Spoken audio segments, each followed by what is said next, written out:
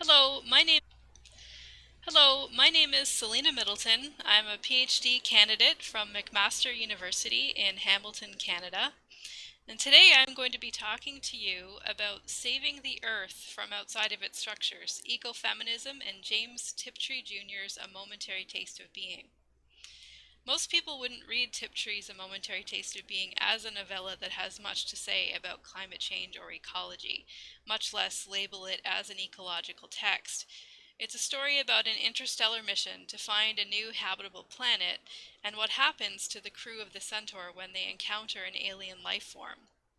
In this way, it follows a familiar science fiction first contact structure. But Earth forms the backdrop of the story. The state of our planet is the whole reason the Centaur's mission takes place. Environmental destruction is the reason on so many different levels that the crew encounter the alien life form and then must face the human qualities that place them in that situation.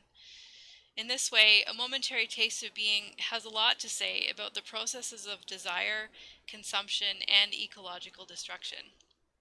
In this presentation, I will argue that A Momentary Taste of Being is a deeply ecological text about how human, and particularly Western structures, have resulted in ecologies past their tipping point. Through this narrative, Tiptree challenges these structures and suggests an alternative relationship to the one we have formed with our planet. Much of A Momentary Taste of Being is about progress and the desires that compel us. In terms of how Western ideas of progress have affected how we live in the environment, the philosophical and cultural progression from the institution of the Christian Church to the structures of intellectual institutions imagined by Francis Bacon and the cultural impacts of Descartes and Adam Smith have all contributed to a progression from integration with nature to alienation from it. In this way, the natural world and human culture stand at opposite ends of a scale, indicating at first glance that we cannot have both simultaneously. I argue that Darwin's Origin of the Species complicates this scale, working to force a different understanding of nature, as do the works of feminist scholars Donna Haraway and Stacey Alimo, who push against the boundaries already made fragile by the theory of evolution. Darwin suggests that instead of progress toward an ultimate goal, that order itself is infinite, a fractal repeating into the end of all life, as is exemplified in Darwin's entangled bank analogy in the closing paragraph of Origin. In this description, an apparent chaos of life exists in an order not readily apparent to the human eye. Natural selection indicates that what is perfect is not a predefined form to be achieved, but infinite change, a continual refitting to one's environment. Darwin argues that there is no limit to the change possible through adaptation. His argument hinges upon a temporal scale to which most humans cannot relate. Nature's adaptations continue as long as ecosystems support life. The theory of evolution, therefore, highlights the infinite possibility of life and an alternative to the idea of progress as a linear concept. Both Donna Haraway's Cyborg Manifesto and Stacey Alimo's concept of transcorporeality from her book Bodily Natures confront the boundaries erected in the service of Western civilization. The progress of science and technology, and the fact that capital S science is now an institution in and of itself, demands radical revisioning and restructuring.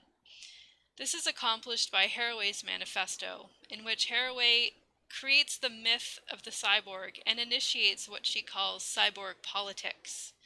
The cyborg, the ultimate hybrid of humanity and our advancing technology, is, Haraway states, quote, at the center of an ironic faith of blasphemy, unquote. The cyborg countermands the doctrine of identity, crossing the boundaries of animal, machine, human, and the many divisions of human material existence. Similarly, speaking directly to modernist alienation from the environment, Stacey Alimo's concept of transcorporeality moves toward an integrated human-environment relationship that is more reflective of the interconnectedness of ecological systems. This is, of course, Alaimo's point, that human beings do not exist outside their environments, that the alienation we feel is a cultural product that is not supported by scientific evidence. Importantly, she connects human bodies not only to environment, but also to the effects of humans on the environment. In other words, what we do to our surroundings, we do to ourselves. In an environment that is increasingly toxic, Alaimo stresses that humans are not cordoned off from toxicity. Our alienation is an illusion. In this space, where the materiality of human and animal and plant transfer toxins back and forth, Alaimo states, a nearly unrecognizable sort of ethics emerges, one that demands that we inquire about all the substances that surround us, those for which we may be somewhat responsible, those that may harm us, those that may harm others, and those that we suspect we do not know enough about. A transcorporeal ethics calls us to somehow find ways of navigating through the simultaneously material, economic, and cultural systems that are so harmful to the living world and yet so difficult to contest or transform. The concept of transcorporeality indicates that the inhospitable wilderness currently created within the bounds of our social structures, for example, the environmental pollution that is the result of the refining process that creates oil used to heat homes or transport goods, both basic elements of modern life, necessarily move inward to become part of the human body. We put our cultural products out into the world as well as take them in. The ethics of transcorporeality insists that we become responsible for the environment we are creating, to acknowledge that all bodies exist in interconnectedness. The toxicity that threatens both the body and the environment, and the refusal to acknowledge transcorporally and to see all living bodies as intrinsically one system, pull both the human body and its encompassing ecosystem apart and toward annihilation. The ethics suggested by Darwin, Haraway, and Alaimo, that we act even in our state of alienation as if we are all connected, is taken up by Tiptree's A Momentary Taste of Being, in the pressure it places upon Western social boundaries. Importantly, details of the state of Earth emerge through conversation and through the increasingly nihilistic thought process of the protagonist, Dr. Aaron Kay, a medical doctor on the ship the Centaur. Through Aaron, we learn that Earth is experiencing many of the symptoms of pollution, overpopulation, and agricultural failure, that people are warring against each other in tight factions, starving and possibly eating each other. Despite this knowledge, the Earth remains important as the idealized human home. The crew of the Centaur keep a 3D photo of Earth hanging all around the ship to remind them of what their mission hopes to save. Not the actual planet Earth, which will be abandoned upon finding a new planet, but the idea of it, which, when Aaron doesn't think about it too hard, remains pristine. With this single image, Tiptree confronts our human idea of progress. The idea that we should achieve great technological heights, and in those heights be supported in a forgiving ecosystem. The relationships between crew members on the Centaur, however, point to an opposite stance. The idea that instead of instantly gratified desires without consequence, the new way for humanity is through justice, and through justice, transcendence. While the dominant narrative voice in A Momentary Taste of Being is through Dr. Aaron Kay, a voice that expresses horror at the idea of merging with an unknown life form and losing humanity as we know it, Aaron's sister, Dr. Lori Kay, a biologist, embraces the idea of such transformation. Whether one interprets Lori's eagerness to discard the human and embrace a new mode of being through merging with an alien as cynicism, nihilism, or transcendence, that the reader encounters Lori's story through the horrified perspective of her repressed brother greatly influences how that meaning is transmitted. While Ines van der Spek's study of the novel often dwells in the grotesque and the negative, in the figure of the monstrous archaic mother and the alien being, in the traumatized figure of the female scientist, these details gather a kind of quiet momentum to confront the structures which created or supported Laurie's pain. Rationalizing Laurie's deep desire to abandon humanity and become the alien, van der Spek writes, Laurie's longing for utopia was hardly a moral and political testimony, but rather a cry from a tormented heart. Small wonder her utopia is a no place rather than a good place, and a true humanity is a humanity/mankind delivered from the evil of drives, the quote, beast worked out, unquote. Salvation equals annihilation, and eschatological fullness, the new earth and heaven ahead, appears to be a devious illusion. Ultimate reality is set in the icy wastes. The hidden account of Laurie's pain proves a terrifyingly negative force in the narrative. The sound of the carcajada, the sardonic laughter in the face of unrelieved pain, have faded. What we hear is a war howl. While Laurie's plot to transform the human race, to achieve her idealist vision, to, quote, make gentle the life of mankind, unquote, through a kind of cerebral sexual union and reproduction with the alien being, could be interpreted as war against the dominant human way of life, the way of life that has resulted in so much suffering for Laurie, van der Spek stresses that it's important not to read Laurie as a victim, to assume that she is not complicit in the system she seeks to destroy. Indeed, Laurie herself rejects Aaron's accusations of desire for destruction, distancing herself from her reformist project. In one brief dialogue, Aaron and Laurie exemplify their perspectives, which could be seen as two sides of the same coin, two ways to care about the fate of humanity.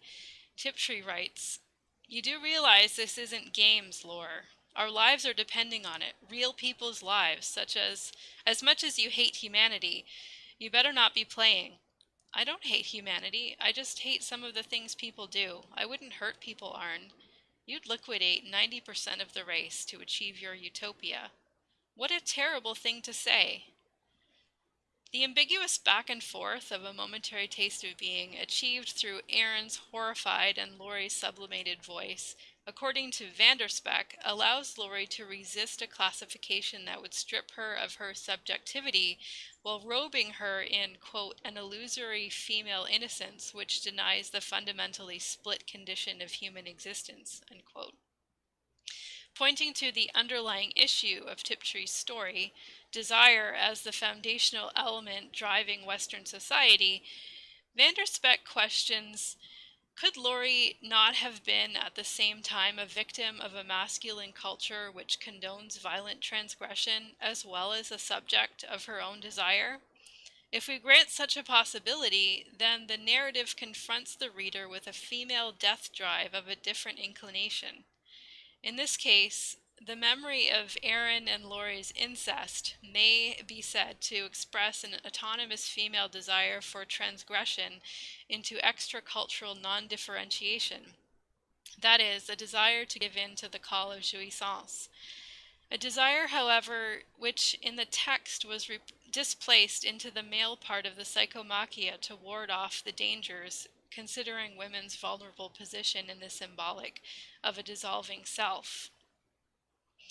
Indeed, both Aaron and Laurie are threatened with a kind of dissolving.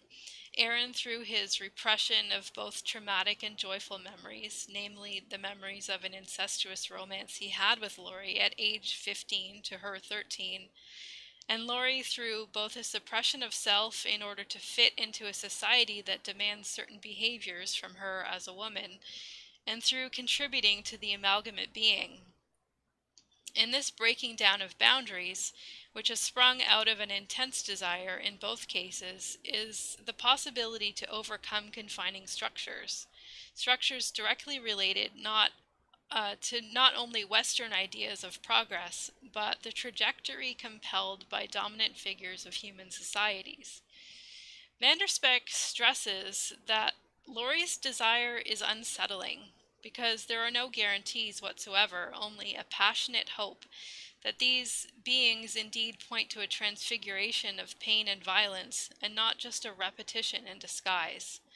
Transformation may indeed be seen, in keeping with many feminist theologians, as a manifestation of grace, of the gift of experiencing oneness with a bigger whole. A momentary taste of being, on the other hand, shows transformation in the divine not only as a power of sweetness and joy, but also of painful and horrifying rupture. There's no doubt that the transformation proposed in a momentary taste of being will be painful. Aaron, as a representative figure of the Western status quo, experiences deep pain and grief over the loss of the Centaur's crew and the impending loss of Earth's billions. That these billions should journey to the alien planet and become something else, that human history should be transformed into something unrecognizable, for Aaron is a pain that is unbearable, a pain for which he must drink and write about and out in order to bear. Tiptree writes, in Aaron's voice, "Planet found, launch emigration fleets, coordinates such and such, Earth's teeming billions all pressed for the handful of places in those improbable transport cans." Aaron frowns at himself. He rejects the teeming billions concept. Doggedly, he thinks of them as people, no matter how many, individual human beings, each with a face, a name, a unique personality, and a meaningful fate. But Laurie's opposite perspective on amalgamation suggests that this is a pain that Laurie has already experienced, and has been experiencing most of her life. This pain of fighting to remain human in a society that often demands unethical sacrifice is a pain felt by women, by people of color, and by the poor. Laurie's pre-experience of this transformational pain has opened her to the other. Van der Speck writes, "Moving to the vulnerable and explosive edges of meaning opened up the imagination to the unexpected and impossible alien, not as a comforting guarantee that we are not alone, but as a disruptive sign of hope in a redefinition of our relationship to otherness." Living in and being transformed into this otherness is the ultimate experience of exile, a state a state with generative possibilities that challenge the structures that Western society has interpreted as safe, as beneficial, when often, for certain groups of people, it's neither of these things. Drawing from her background in theology, Van der Speck searches for the positive in Tiptree's often horrifying and bleak narrative, and finds it in the idea of boundlessness, the unknowable, in the possibilities that exist in the exilic state.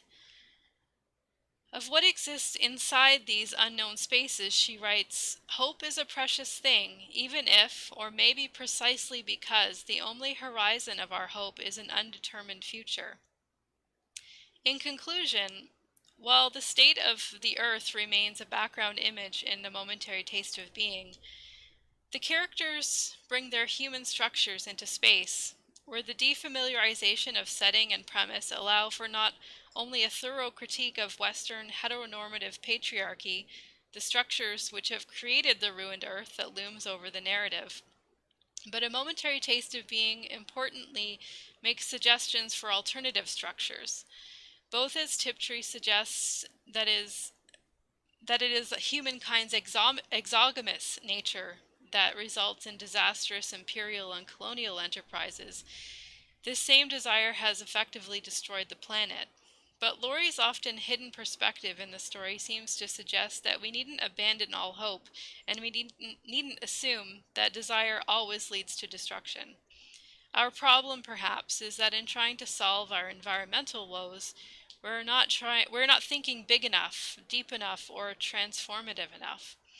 Laurie's response to childhood trauma, to the persistent oppression that women feel in male-dominated fields, and indeed a male-dominated world, is to hold on even harder to an ideal vision, to press beyond the known in order to reach that ideal. While Aaron clings tenuously to human structures, and in the loss of those structures suffers grievously, Laurie's ideal vision does not necessarily take solely human form, but takes the best of humanity and merges it with an unknown other. It is in the faith of this vision which holds promise for the future. This promise embraces the risk of a future that we may not necessarily recognize, but that opens up the best of what humanity has to the possibility of a salvific transcendence. Thank you.